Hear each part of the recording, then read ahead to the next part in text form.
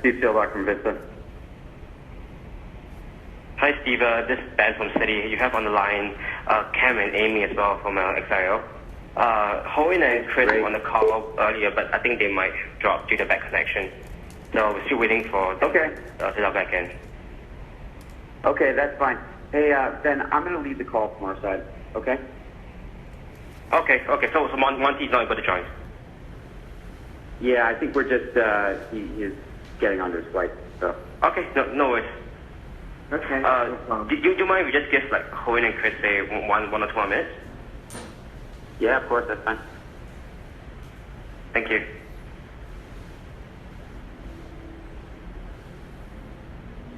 Hey Steve, I think before the banker joins, it's Cam here from XIO Group. Hi, Cam. Yeah, hi. Thanks for, I know you guys have busy schedule. I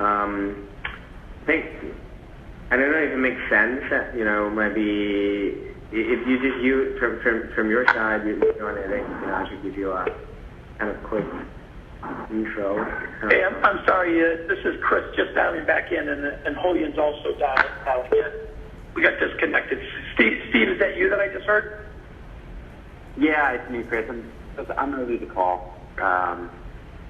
I think we're just... Yeah, no, I think, we gave, just so you're aware, Steve, Hoyin kind of gave background on Vista, and we're kind of getting to the point where having a deeper discussion about Active is I think where we are. Maybe you can just jump into that.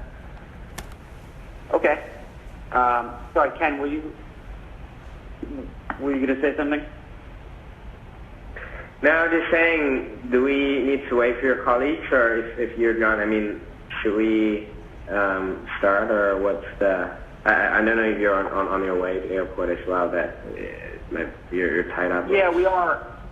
Yeah, we are a little bit, and again, I apologize we weren't able to meet in person. I think the scheduling logistics has got a little bit tough. But yeah, I can just jump right into it. Hold on a second. I'm going to send the document. No problem. Yeah, and I assume you have these. I assume you have these materials that we pulled together. Yeah, we do. Great. Oh, okay. So maybe what I can do is I can just give a brief overview of each of these assets, and you guys let me know if you have any questions. I was just going to start with Active, but if you want to start with one of the other assets, I'm happy to do that. No, that's perfect. Yeah, that's perfect. Okay. So Active Networks is a company that provides cloud-based activity and participant management solutions for event and activity organizers. What they do in simple terms is they're providing a software solution that helps manage sporting events, that helps manage registrations for spaces in cities, for hunting and fishing licenses, and they have a very broad network in the U.S. Primarily. So if you look on page 9, their business breaks down into 3 buckets. You have a fourth bucket. I have the very. I actually don't have the deck, but I have the one pager for the. Oh, just the one pager. Yeah. Understood. Okay. Well, hey Cam, I'm sorry. I thought Benjamin Lim, someone from our team would have sent the sticker deck a few hours ago. I don't know if you got that email. Let me double check. Okay, sorry, Ben or Henry. Do you remember who had sent it to Cam? I sent it around Benjamin Lim. Okay, got it. Okay, yeah, L-I-M. Yeah. Okay, sure. Sure, I've been in and out meeting since now. I got it 2 hours ago. Okay, perfect. Thanks. Okay, I can run you 9. Yeah, we're on page 9. Yeah, page 19. Page 19. 19. Mm-hmm. Yeah, this is in the section on Active. So the business breaks down into 3 buckets. You have a sports bucket, you have a communities bucket, you have an outdoors bucket, And essentially you have an app on your phone. That's the consumer experience. And what you're using is to connect into these different type of events or communities, et cetera. And so the sports bucket, you have events like endurance events like the Ironman, for example, 5Ks, marathons, et cetera, team sports, tennis, swimming, track and field. So essentially what the app does or what the software does is they manage the entire event. So we're selling to the people that are managing the event and managing everything from registering with the local jurisdictions, managing the whole experience with everybody that's registering for the event, and really start to finish management of those events. Then for the community basket, you have things like the YMCA, summer camp, ski resorts, local municipalities. For example, helping manage space. So if you need to manage a soccer field, for example, we can help. We can help do that for cities and municipalities. And there's some examples there on the right. And then there's an outdoor basket as well. So the hunting and fishing licenses. Obviously in the U.S. So these three buckets, I think the business breaks down about a third into these buckets. And you see on the left there about $350 million of revenue, and I think it runs at about a 25% margin. Mm-hmm. So that's a very simple summary of the business. I think we are the leader in the U.S. We have a very unique software platform. And it's been built up over, I think it's over 30 acquisitions.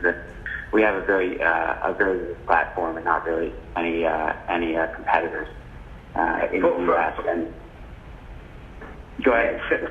So for these events, right? I mean, do you have sort of exclusive distribution, like for these different events, or how does it work with the competitor? I mean, are you guys sort of, the leading player right now, like the number one market share in this category? I think that's yeah. You got it. Yeah. Yeah, we are. Okay. Sorry, we are the number one market share.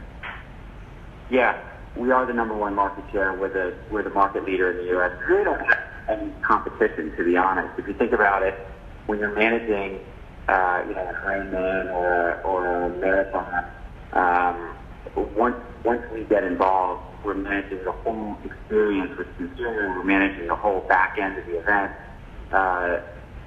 It's a very sticky solution, and so we've been able to come in and really dominate that space and build up. We really are the only solution that can provide all these different parts of the experience, be it with the consumer, the software back end.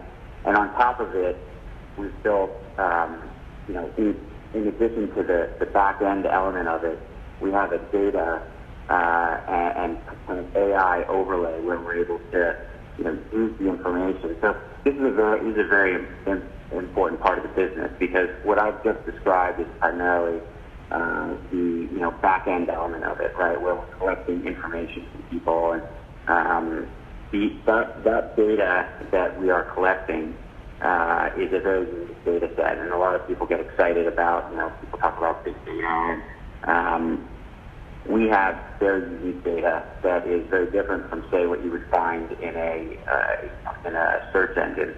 You have people, when they register for a marathon, to put in their, not just their name, but their age, their real address. They put in information because they're registering them for soccer leagues, et cetera. So we end up getting familial data on 1 in 4 people in the U.S. So we have 100 million users.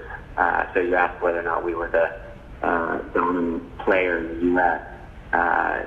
The answer is yes, and what that is translated into is 100 million users. So again, 1 in 4 people in the U.S., we have this very unique and rich set of data on them. So that allows the platform, in addition to being the dominant event management, the event management element of it, we have this very rich data set that we can use to market against.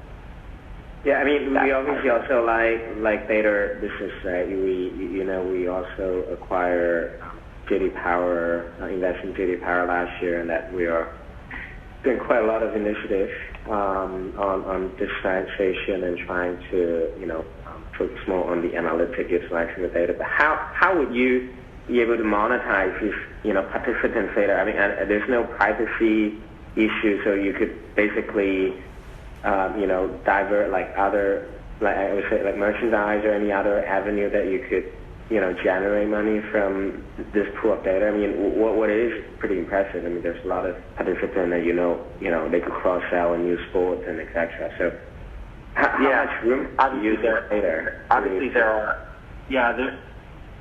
are privacy. We are very focused on privacy. We have to anonymize data if we use it for anything advertising related. I should have mentioned up front too, a very unique aspect of this business is that we have 700 engineers and R&D professionals in China. They're primarily in Chengdu and Xi'an, and we do all of our software development and product development in China. And so, in addition to doing that, right? So we keep data locally. To your question about confidentiality. So the data in the U.S. is kept in the U.S. The data in Europe is kept in Europe, and anything we do in China is kept there. But what we're able to do is anonymize it. And so, okay. Hey, Ho Yin, are you on the phone? Hello? Yeah, I'm sorry, I'm here. Yeah, I'm here. Oh, Yin, can you just take over for a couple minutes? We're in an area, I can get out of the car, it's going to be really loud. I was just talking about I was going to talk about the, Under Armour example. All right. I'm going to have to drop off for a second. No problem. Sure. So Cam, just to go through this example then. So Under Armour effectively has a user base that's 95% male. And what they want to do is they want to work out how to make it more balanced. So Nike, for example, is 50% male versus female. And they really want to shift towards that in order to help drive growth in the business. What that means and how Active helps with that is they have all this data around families and what type of events they like, what type of sports they play, where they send their children. And so via all this data, what they are doing with Under Armour is helping to provide an analytics package which tells them this is how we can help you target a certain user base in order to expand the use case. So for example, in a marathon, they can help to more actively push sportswear to women. And they understand how to do that and when to do that. So that's why this one app is so powerful, because it collects all the data and it's basically an ERP system for large-scale sporting events, handling your registration, payments, results tracking, etc. It also does a lot of advertising or promotion within the app itself as well. So if you've ever signed up for an Ironman, for example, what happens is that after you've done one, they will promote other Ironmans to you as well that they think are maybe interesting. So basically events that are also in the region. Got it. And, okay. Hey, just help me out here, when we look at it, right, I mean, we're a wealth of information. I think there are certain banks who are, trying to position this early, but we look at the tech private financial, there might be a little bit disconnect. I think, from what we're seeing now, like the EBITDA margin was pretty thin back then, and also, I guess revenue was 400 plus. So did they do a lot of, I guess, disposal, and what exactly have they done, just so we understand, since it's a private, because this looks like quite a different company since they acquired it back in the... Yeah, there was a lot of restructuring that was done. Effectively, Active used to be something like 30 companies rolled up together. They had a massive number of data centers that they were being used, different platforms. What Vista did is they basically turned the company and forced everyone to use one SaaS platform. So instead of, as you know, in China, effectively every marathon right now has its own software. They self-develop their own software. And so there was a number of these little companies in the U.S. that had developed, a localized software solution, but it wasn't a one app to serve the country. And so what they had done is they they basically developed a one SaaS platform to service every customer. And so there's been a lot of restructuring there. They closed down data centers. They've actually moved most of the R&D staff to China. So Chengdu is the biggest center, as was being said, and then Xi'an followed by Shanghai. So these are some of the things that they've done, and they've really turned it from a company that was somewhat struggling in reality into one that now exhibits extremely strong growth. So when you see the 350 million, I think, revenue number, looking forward, they're probably thinking about $400 million of revenue with 95 million of EBITDA. Got it. No, I think, yeah, just the old number, right? I mean, I'm looking at even before Tech Price, it was about 400 plus or so. I mean, they check out a lot of low margin and take out some business lines. Yeah, they did. And what they've done now is effectively this is the one solution in the U.S., right? There's 100 million monthly active users. So 1 in 4 Americans use this platform now. How are they currently doing in China right now? I mean, in terms of rolling out the app in this part of the world? They have not actually made any effort in this. They have made zero effort in China. So what's interesting is while 700 R&D and product development personnel sit in China, they actually don't have any salespeople here. This is unlike other companies that outsource a little bit of their R&D to China. Everything is done. Everything is done for the product in China. And so while there has not been a China expansion strategy at this point, I think it'd be relatively easy to diligence. It'd be relatively easy to diligence it. Because you'd be able to talk to the R&D engineers and stuff here and understand how to build a product that's this. Yeah. No, but I guess, building the product, I mean, I don't think it's sort of the entry barrier, but like, penetrating and getting people to pay up $70 per month to a consolidated platform. I mean, what is the hindrance of not really doing anything in China so far? And I'm just trying to understand a little bit, and obviously, like time would change, right? People's behavior, and they're more accepted for paying up subscription-based. I just want to get a sense. I mean, it's a big number. I mean, 700 people in China, they would, they're not doing anything, making any dollar in here, so. Yeah.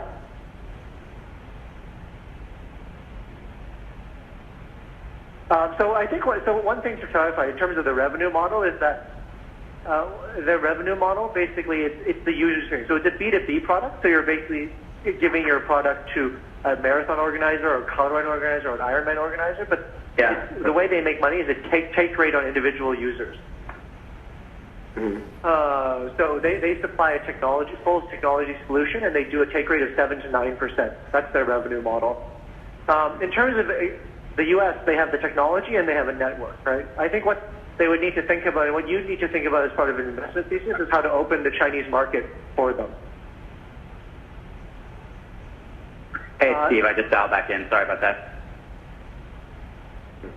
Yeah, and Steve, we were just talking about, in terms of a China strategy, I was explaining to Cam, as you think about an investment, it sounds like other banks have shown you this idea already, but as you think about an investment, one of the keys will be whether you or with a strategic partner could really work to open up this market, because that's where the upside is, right? And you do need local relationships with the event organizers, the government, etc.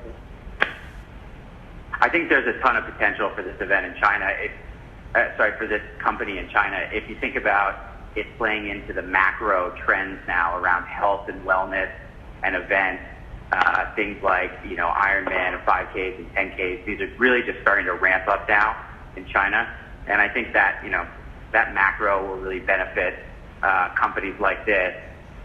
We have not tried to crack the China market, frankly, because the U.S. market, the European market have been such great markets for us. And it's taken so much work to create this company. There's no company like this in the world that has such a incredible, call it revenue base, a very high recurring revenue base in the U.S. It's such a unique business, and that's taken up all our time. And we've owned this for 3 or 4 years, and obviously we're a private equity fund, and so it feels like it's starting to get closer to the end of our holding period than the beginning. And breaking into China, as Ho Yin was saying, very hard, obviously, and I think we're very cognizant of the fact that it's a very local business, right?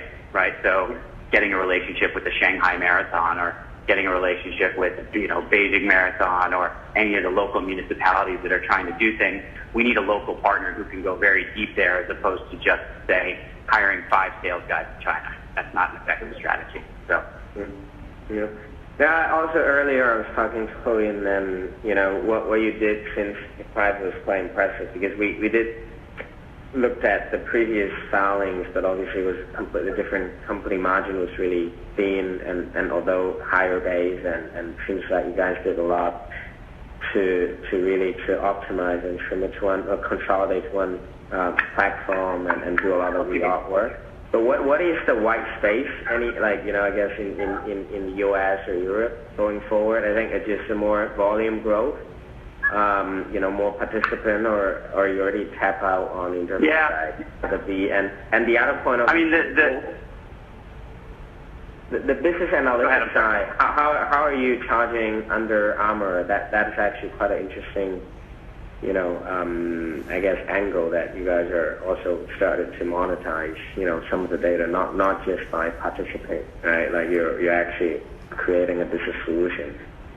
So we're seeing 12 to 15% market growth, and we're essentially capturing all of that in the U.S. So it's pretty good top line growth opportunity still. And again, we have kind of 95% recurring revenue. So you could almost say, I'm grossly oversimplifying, that you don't have to touch the U.S. and European business for it to continue to perform exceptionally well.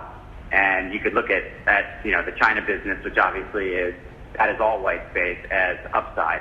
And I mean, look, the trends that are, as we think about white space in the U.S., yes, there are that 12 to 15% growth is coming from more events, more people participating. And there's also a macro trend about experiences, right? And experiences, what I mean by that, if you talk to the social networks, what's really driving their growth is that people want to have experiences that they can share with other people. This is almost a younger generation phenomenon, but instead of posting on Instagram that that you're watching TV or going to a movie, people want to be posting that they've participated in Ironman or they've run a 5K or a 10K. Yeah. And that trend is something that we've heard a lot from the Facebooks and the Instagrams, and we've met on this trip with the big tech strategic tier in China, and have heard that same trend too. So that I think China's maybe a year behind that, but I think that trend will drive growth as well. And then your second question was on the analytics side. I mean, essentially we're just charging them. It's an advertising model, so we are offering them the ability to very specifically target very specifically target ads, right? So if you're the Under Armour example where they want to grow their, grow the female demographic, we can target that for them very specifically. Is that going to be a bigger driver in the future, or what's your take on this new revenue line on advertising? Yeah, absolutely. I mean, this is if you think about the most valuable.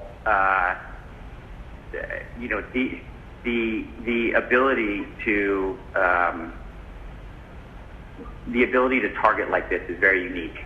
We have a unique data set. Nobody has this data set, and so it allows us to target very differently for advertising, and frankly to market to potential advertisers in a very different way, where we can. Under Armour is a perfect example. Our ability to also market to race organizers in different ways too, where a race organizer might have come to us before and said, I'm going to do my marathon on July 3rd because that's kind of the right time to do it. Well, we can then market back to them or to new race organizers in a very different way using our AI overlay, where we can say, using weather pattern information, we integrate information about all the other events going on in the same city. And we can say, actually, doing it in July is not the right time to do it. There's a lot of other events in the city. It's hot in Hong Kong in July. Maybe it makes more sense to do it in the spring or the fall, and there aren't that many other events. And it's just a very different dialogue when you can reference that specific data set that we have with the AI overlay. Yeah. Okay, no, that sounds very interesting. So I think, I'm just conscious the time that you're also, I'm just want to add, spend some time on stats if we can. I think, to be honest, I think the active network, when we looked at it, from limited information, like what you've done now and with the business, transformation, it's pretty impressive. I think, it's better than what we've done before, and I guess it's something we will, spend a little more time. I think, we did sort of went through what it's a great business. It's very unique. Yeah, indeed, yeah. No, it's great. We also like analytics and business analytics. So sure. Something, we did a. And look, Sorry, go ahead. I was just going to say we've gotten some inbound interest for this asset, and so my recommendation. Well, I think ultimately we're going to run a process for this. In the next, we'll probably kick off a process in the next couple months. So you're hearing about it early. To the extent you're interested in thinking about it, in talking to potential strategic partners or just partners, we absolutely encourage that. I would encourage you to work through Citi to sign an NDA, and we can provide you more information on the business and get up to speed so that you can decide if you're interested and want to make a run at it. Yeah, happy to help facilitate that. So there will be a pack as well. Like there will be more information at this point, or just kind of more waiting. Yeah. If you sign an NDA, we can give you a little bit more information. We are not at the stage yet where we have a data room and a document, formal. But it's a little early, which is good, I think, because I have to imagine that to the extent you want to talk to strategic partners, that'll take a little bit of time, and that's fine with us. And so if you, and I'm also cognizant of the Chinese New Year coming up, so you take some time to do your work. We're happy to get you another layer of information with an NDA, and we can take it from there. Sure, definitely. And you're based in New York, or where's your base? Where are you based? I'm actually based in San Francisco.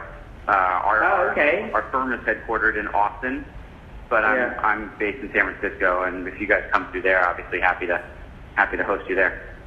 Yeah, no, actually, we have an office in LA. That's our. You have an office in LA. Well, can you please invite me to your office in LA, because I'd like to have an excuse to go down there.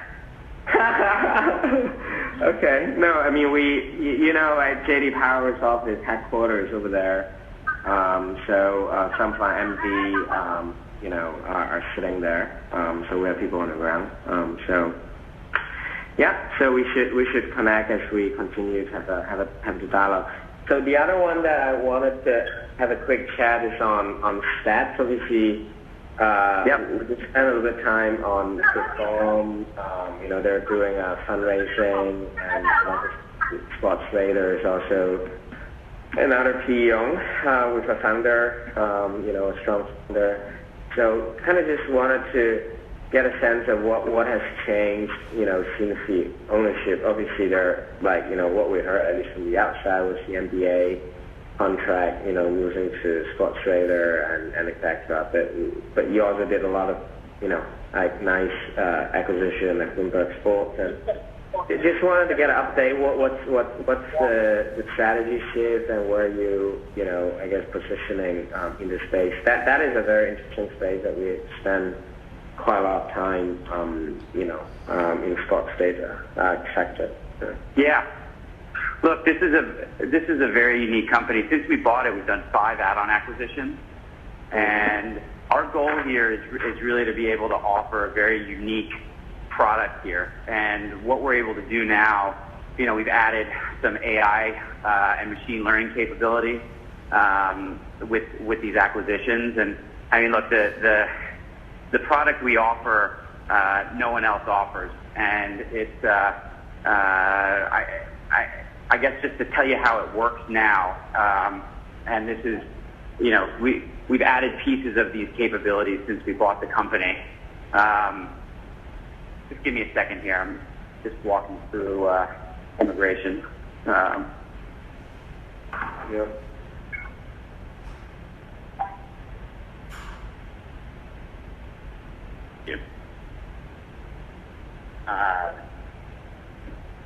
Okay. Highly effective. Yeah. Sorry, guys, if you don't mind just holding on. I don't think I can talk. I think they're going to cut me off here because we're just walking through immigration. Guys, yeah, Ho-Yin, do you want to take over for a couple minutes, or I can dial back in? Sure. About 10 minutes. I just have to go through. Yeah, do you want to just take over for a second? I was just going to talk about the product offering, the cameras and how it all works with the AI layer and everything. Sure. Okay, I'll do that. I'm a little behind you, so let me do that for a bit. So effectively, the way the product works is that they install cameras for free. So they have these highly specialized, quite expensive cameras which are installed in various stadiums to take down data points to every game. And what they do is they collect these data points and via their AI system actually tag everything. So they can tell you whether, shooting from the outside or shooting from the inside results in a better outcome for specific players. Their cameras are installed in these stadiums, and again, for every game for the last 17 years, have been recording and taking down data so that their models can become predictive and prescriptive. Everyone for example, many sports teams these days have a data analyst that per se, this type of player of this size, you should be standing here, you should be passing left, you should be passing right.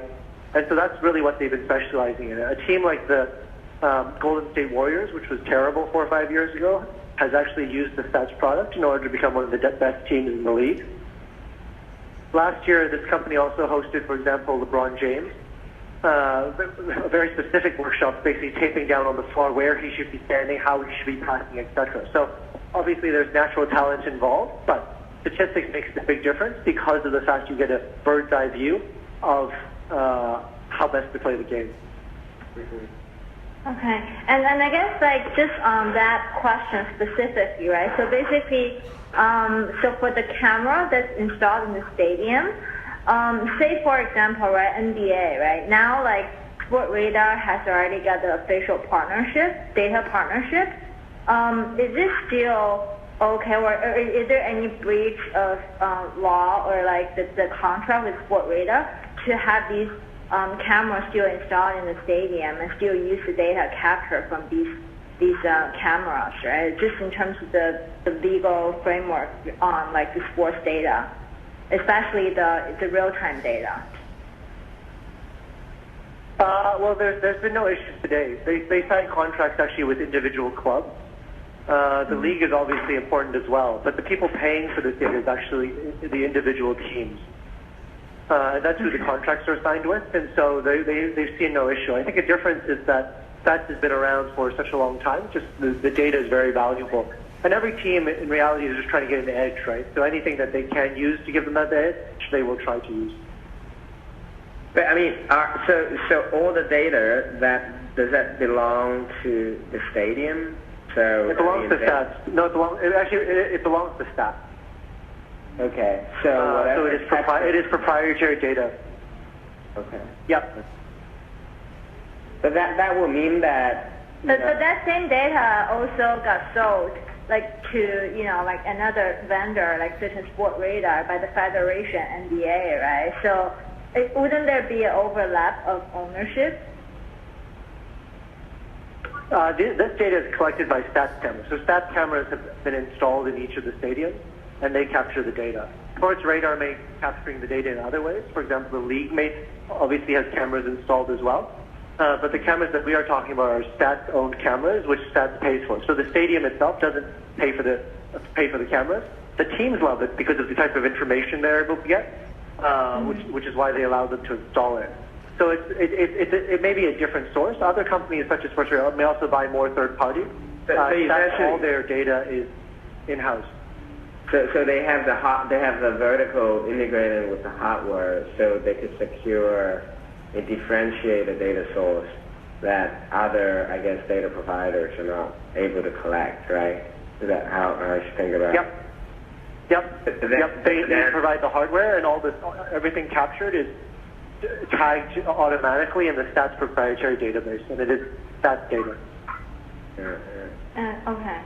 And I'm just going through the material right now. I think on page 30 there is a chart on the 3 segments of this addressable markets, right? Could you just talk a little bit about how much of the market share that Stats actually has in each of the 3 segments? What is the driver of the future growth for these segments? Yeah, so look, they have relationships which are exclusive for a number of the leagues and teams, and so that obviously helps them quite a lot in terms of what data they can get. For growth going forward, look, they're applying more analytics on top of their data. They are obviously looking to cover more sports. Right now, these are largely very big team-based sports, but you could see opportunities with tennis, golf, and other sports as well. What they have is this business has been in turnaround, right? Its scale is not necessarily that large. It has been a business that has been turned around and really is on the cusp of growth. The business has been growing at a very high rate every year. I believe almost 100% actually, year on year for the last 2 years. Okay. And what is the margin profile, if you could talk about it? Yeah, I think that we can get for you after signing an NDA. Okay. All right. Okay. I think for Stats, right? I think what's the strategy? I mean, going forward, obviously there are. I mean, if you think about having a proprietary camera, but then you would only number one is they need a corporate that give you exclusive access, and you might limit to, I guess, who you could sell. It's really for training, and how are they extending the customer group? And I was just thinking, obviously, some other companies are, they're focusing on, I guess, the punter, the batting shop, or media, and they're probably focusing on the business analytics for the federation clubs.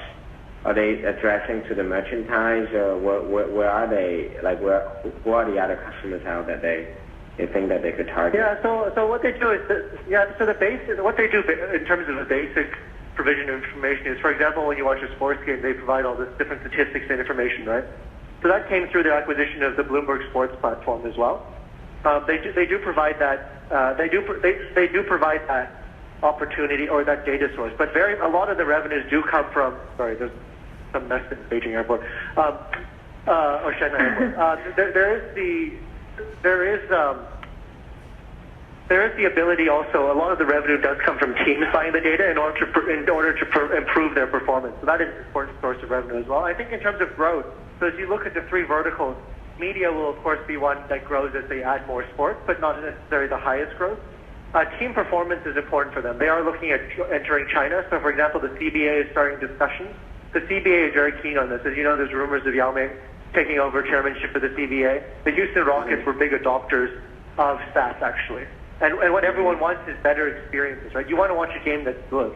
And the way to get it better is not just paying lots of money for good players, but also using statistics and data analytics to improve performance. So geographic expansion is important. In terms of gambling, in the U.S., providing data to gambling providers is actually illegal. So it's not something that they do. Some of their peers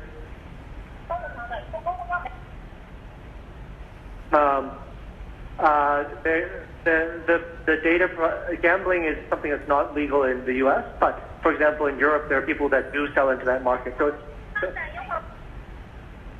it's something that they are looking at in terms of an expansion strategy in Europe. Fantasy sports league. is another area of growth. So, for example, Yahoo Fantasy is another area that they're looking to provide a little more data. So it's a little bit more direct to the consumer and an opportunity for them. But right now it's mostly B2B, right? There's no B2C offering like some of the other. Yeah, right now No, it's B2B. It's Steve. Yeah. No, right now it's B2B. But I think, to what Ho Yen said before, I think gambling is a big opportunity outside of the U.S. And I think there's a big geographic opportunity here because, the unique product with the business analytics kind of AI overlay, I mean, that is something that I think will resonate with, be it China or other international leagues once they get their foot in the door. You had asked right before I dropped off the types of things that we've done since we bought the business, and I referenced the 5 add-on acquisitions. I think Ho Yin, you spent some time introducing Vista before I dialed in, but the thing we really focus on is operational best practices. And when we bought this company, I think they had 3 salespeople, if that. And they really had a very small operation that was not organized in a way that we organize our software businesses. So we have really professionalized all aspects of this business. We've added a lot of people. We've professionalized the product development function, the finance function, the sales function, and that's where we've spent most of our time, to be honest. It's turning this amazing product into more of a business. And I think one of the pages actually talk about the Asia growth opportunities, and it looks like Stats has already had some partnership with the CSL, the Chinese Football League, and the CBA, the Chinese equivalent of NBA, right? Can you talk a little bit about the partnership? These are pretty early conversations, to be honest. And I mean, if you look at the basketball league, for example, I mean, if you look at how our relationship with the NBA developed, people, and it's the same with soccer, right? It's only recently that data and analytics has become used by, so prevalent, used by every single team. And what it took in the U.S. was, I think it was the Houston Rockets that used it first, and the Cubs in baseball. And once one team started using it and was able to get such a demonstrable advantage, every team started using it. And we just we haven't seen that yet in China. It's just the league is at a different stage of development. It's the same with soccer. And so what we're trying to, we want to make sure we have a relationship so when that starts happening, or when we are, when we encourage that to happen, that we have an established relationship. But those leagues, I mean, the leagues in China are not using our products in the same way that they're being used in the U.S. That's again, when we think about the international opportunity, that's it. It's identifying people who have good relationships with those leagues. It's having people who can, get us, in a pole position to help transform those leagues with our product in the same way that it happened in the U.S. And I think it's hard to overstate this, but what our product is, the role that our product has had in transforming the NBA, it's very different. You look at what the Golden State Warriors did, for example. They were the worst league the worst team in the league 4 or 5 years ago. They started using our product and they decided to draft smaller, faster shooters, whereas before in the league you had bigger players who played closer to the rim. Golden State started shooting 3-pointers all the time with smaller players. They drafted Steph Curry. All of a sudden, every team wants to do that. I think you'll see in the CBA a similar change. Maybe it'll be a different version for China. I don't know if it'll be the size of the players and whether or not they're shooters. Who knows? But I think there's a data revolution that will happen in the league at some point. On page 30, right? I mean, there is a sort of addressable market. I presume this you're addressing to, is it global or U.S. only? And I guess that's the question in relation is, on the gambling, there's been talks about, maybe NBA, commissioners pro gambling and with Trump's on board. And do you see that potentially sports betting will be back in the States? Like, I think Pennsylvania is potentially, Las Vegas, you can do it. Yeah. What's your sense? Yes, what's your sense is that I mean, obviously it's a bet, right? But will you say it's a low probability bet, or will you say it's something you guys also wanted to bet on, like, as a get yourself positioned for that bucket of salt? Because that obviously a bigger pie among the three, right? Like, there's only so many leagues in a Super League that could pay up for your data, after all. I mean, look, we certainly didn't build that into our investment case. I think that kind of change in the U.S. would be quite a big change. And, you think about what's going on politically in the U.S. right now. We have obviously a new administration and new areas of focus. And I don't think a change like that's going to happen in the next couple of years. Again, we certainly didn't build that into our investment case. I think the opportunity there to engage with gambling is really a kind of Europe and Asia opportunity versus things changing in the U.S. Okay, got it. Okay. And I think, I guess, just going back to the question on data capturing, right? So I guess the way, just based on, what you guys discussed, the way that capture the data is mostly through equipment. Which is actually quite different from some other players who actually have a network of scouts sitting in the stadium and capture it manually.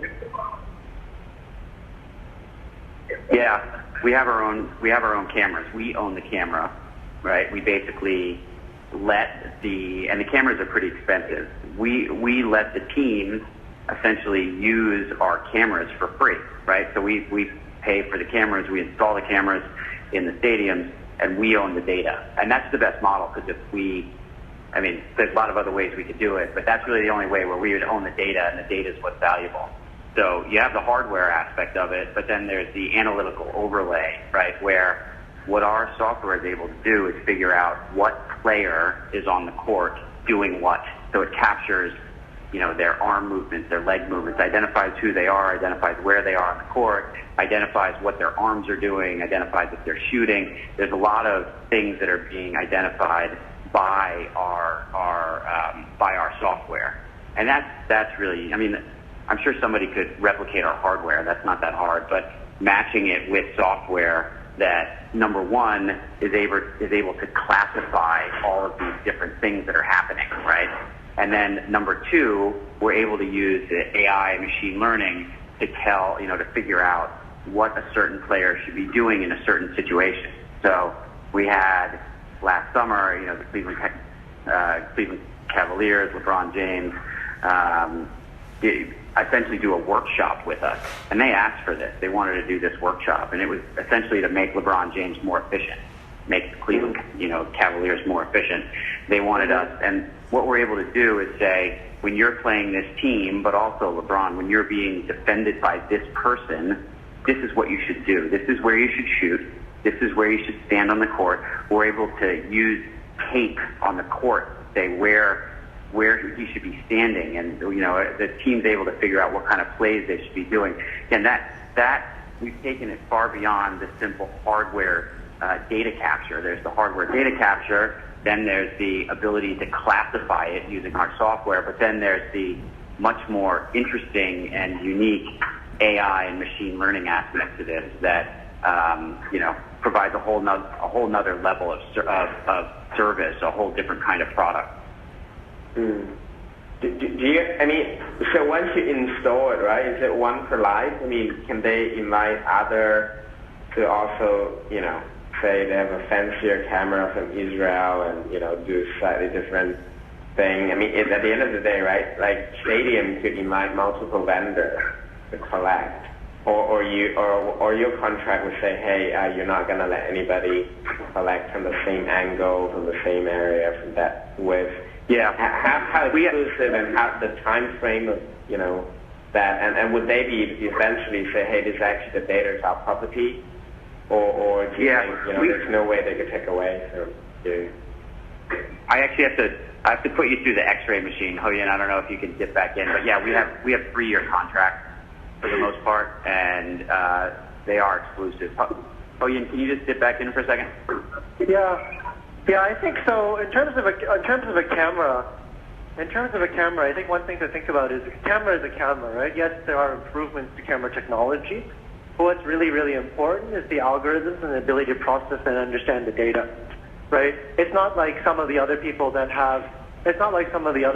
are doing this manually or having third-party data purchased and then analyzed by people looking at it. This is fully automated, so they can tell which player is running around in the court automatically via their software algorithm. And so hardware is important, and other people can have hardware too, but much of the value also lies in the ability to apply analytics and AI on top. Yeah, no, understood. So the model is you need to bid for the right to collect data every a few years from that angle, or obviously, they could also internalize that to buy equipment and sell it back to you, and you process the data. Which, I guess it's not. In theory you could, but the benefit, you have to think about the benefits. A lot of this, particularly for stats, much of the revenue comes from the teams themselves. So the teams are seeing immense value in buying the stats product. So you could, in theory, see a team say, I'm not giving you the data anymore, but they're not going to play as well, right? This is a thing where, again, if you or a strategic partner are able to open the China market up, if there is a buyer, a team that starts to use this, everyone else will be required to. Because otherwise, one team will have an unfair competitive advantage, right? And the only way, that's what we've seen in the U.S., right? There was a team that picked this up, and now everyone does it. Everyone has a data statistician on their team, right? You simply cannot afford not to have that. So there's always going to be buyers of this product. Otherwise, you're not going to provide the same entertainment experience. Mm-hmm. Yeah, good. So I guess the last one, just on that, on the team team performance side, is how can you upsell? Right? You go in and you install it and you sell them. You probably have some pricing, or you probably already agree how much you're gonna charge them for the next 3 years during the duration. But there's only so many limited number of clubs or federations for the most popular sport they could pay up. So will you say there is a ceiling to that, or how should I think about charge dollar per club? How do you make more money from there? Yeah, I don't know if Steve, was that you coming back on? Okay. If not, I think the way to think about it is, look, they have dominance in terms of providing statistics and analytic packages for every team in the MLB, NBA, NFL. There's still a lot of sports which aren't covered. That's one. So particularly in the U.S. Much of the resources has been spent in the U.S. over the last few years, increasing that market share. So there's geographic expansion, as Stephen also referenced, in terms of A, Europe, and B, Asia. The discussions in China, for example, are relatively preliminary, but they are beginning, and there is a targeting strategy around this in order to grow. And so it is about adding teams in sports, something which we do see happening. Got it. Okay. Great. So what's the process on that? It's relatively shorter investment holding. Are they looking for partners in Asia, or are they, entertaining discussion for potential, monetization opportunity? Versus Active Network, it seems like there's a clear process in a couple of months. For stats, how should we think about, a opportunity in 6 or 12 months horizon? So for both Active and Stats, they've received inbounds around these assets. And so they are evaluating the different alternatives. It will come down to a question of valuation, of course, and certainty. So there's no official process for either of these assets right now, but given the interest out of Asia, I think they're keen to have some conversations here just to understand whether someone would be quick to move. Yeah. Got it. So that would be, if we have the NDA, right, we could get a little bit more on the stats, right?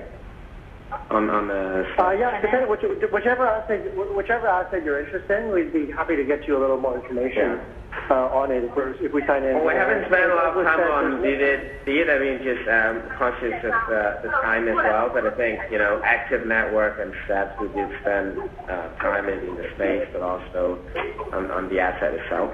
So I think those are the ones that we're keen to learn more.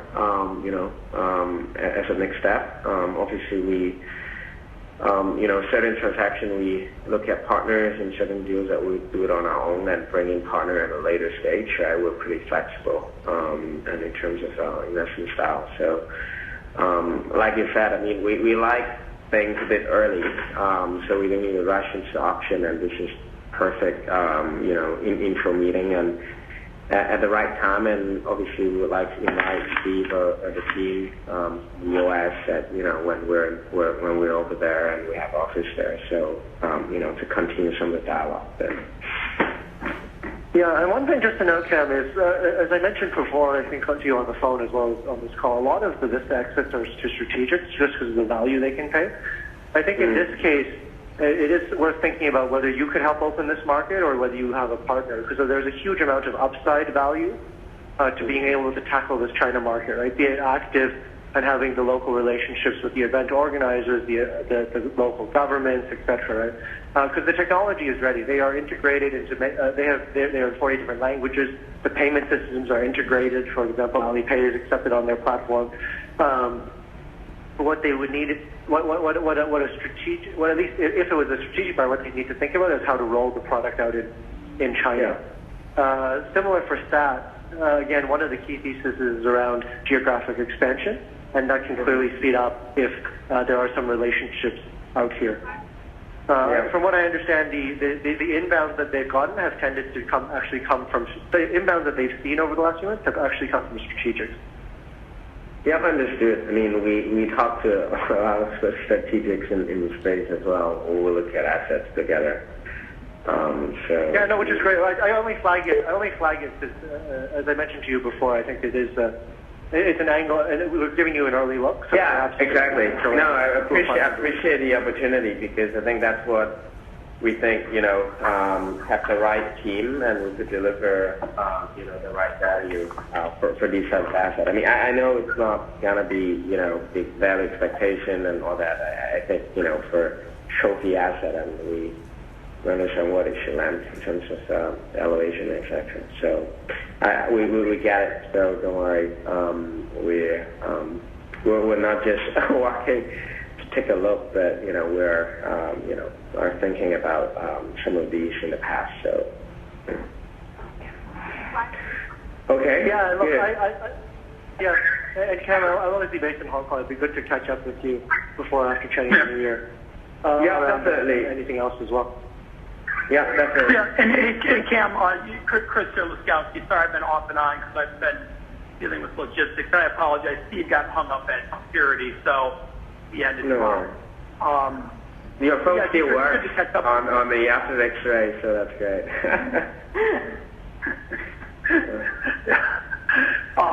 But listen, appreciate you taking the time, and if these guys do come through town, they'll be back through town in the next month or two, I would expect. And as I think you mentioned earlier, just getting them, Steve was happy to pop down to LA and see your team there and have a direct dialogue. Yeah, might be a more convenient way to do it. Yeah, great.